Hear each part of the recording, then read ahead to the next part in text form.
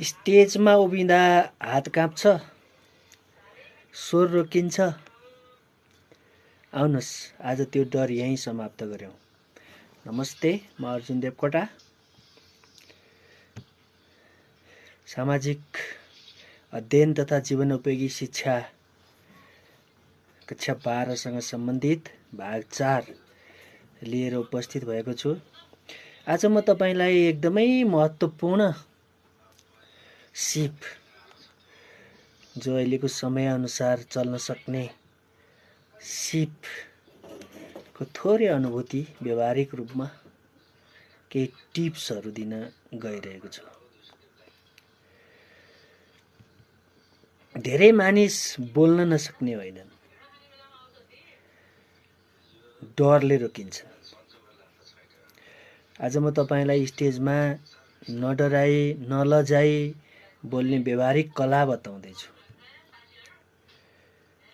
यो तपाईको जीवनको लागि निकै नै काम लाग्नेछ, जीवन उपयोगी हुनेछ र जीवन उपयोगी शिक्षा अन्तर्गतको एउटा महत्त्वपूर्ण सिप पनि हो।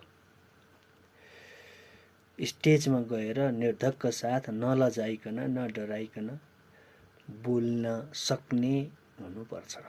त्यसका लागि केही टिप्सहरू छन्। यो भिडियोलाई लास्टसम्म हेर्नुहोला। टिप नम्बर 1 यस्तो छ, तयारी बिना आत्मविश्वास आउँदैन। तयारी गर्नु पर्यो। जुन विषयवस्तुमा तपाईँ स्टेजमा बोल्दै हुनुहुन्छ, त्यो विषयवस्तुलाई 3 भागमा तयार पार्नु पर्यो। पहिलो, सुरुको कुरा, मुख्य कुरा र अन्त्यमा बोलिने कुरा। यो तयारी गर्नु पर्यो। तयारी गर्नु भनेको नै आधा जित्नु हो। पहिलो टिप्स, तयारी बिना आत्मविश्वास आउँदैन। मञ्चमा गएर स्टेजमा गएर निर्धक्क भएर अरूको अगाडि, धेरैजनाको अगाडि आफ्ना कुरा राख्दाखेरि नलजाइकन नडराइकन गर्न सक्ने आत्मविश्वासको लागि चाहिँ तयारी चाहिन्छ। नम्बर 1, 3टा मुख्य भाग बनाउनुहोस्। सुरुमा के गर्ने, मुख्य कुरामा के गर्ने र अन्त्यमा के बोल्ने। टिप्स नम्बर 2, दर्शक जज होइनन्, तपाईको मूल्याङ्कन गर्न बसेका होइनन्। त्यो सम्झनुहोस्। तपाईको मूल्याङ्कन गर्न होइन, तपाईको चाहिँ कुरा सुन्न आएका हुन्। त्यसैले तपाईको फिलिङ्स।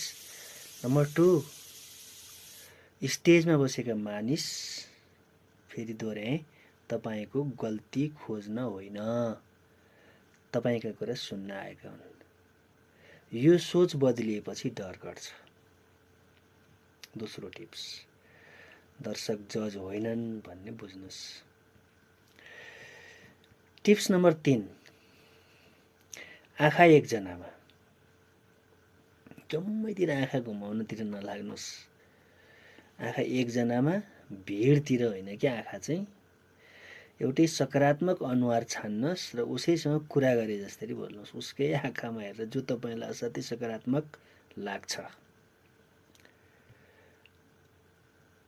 त्यसैले आँखा चाहिँ एकजनामा केन्द्रित गर्नुहोस्। उसँग गफ गरेको अनुभूति गर्नुहोस्। डर र लाज हराउँछ। नम्बर 4, यो टिप्स नम्बर 4, गल्ती गर्नु भनेको त्यो डराउनु परेन।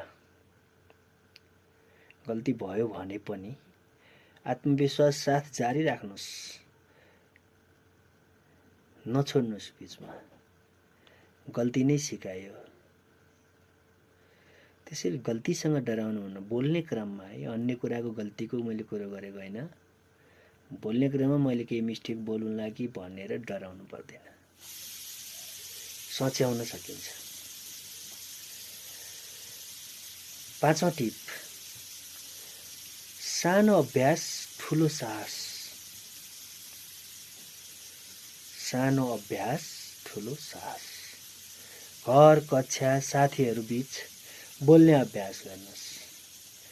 स्टेज एकै दिन जितिँदैन, बिस्तारै जितिन्छ, बिस्तारै जितिन्छ। घरबाट सुरु गर्नुहोस्, कक्षाबाट सुरु गर्नुहोस्, साथीहरू बीचबाट सुरु गर्नुहोस्, बोल्ने अभ्यास गर्नुहोस्। स्टेज एक दिन जितिँदैन, त्यसको लागि समय लगाउनुपर्छ। याद राख्नुहोस्, स्टेज बोल्न जान्नेको होइन, स्टेज बोल्न जान्नेको होइन, स्टेज बोल्ने आँट गर्नेको हुन्छ। जसले आँट गर्छ त्यो सफल हुन्छ। फेरि दोहोऱ्याएँ, याद राख्नुहोस्, स्टेज बोल्न जान्नेको होइन, बोल्ने आँट गर्नेको हुन्छ।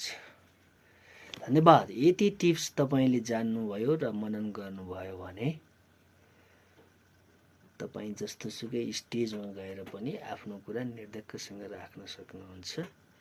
स्मरण गर्नुहोस् र भिडियो लास्टसम्म हेरिदिनु भएकोमा धेरै धेरै धन्यवाद।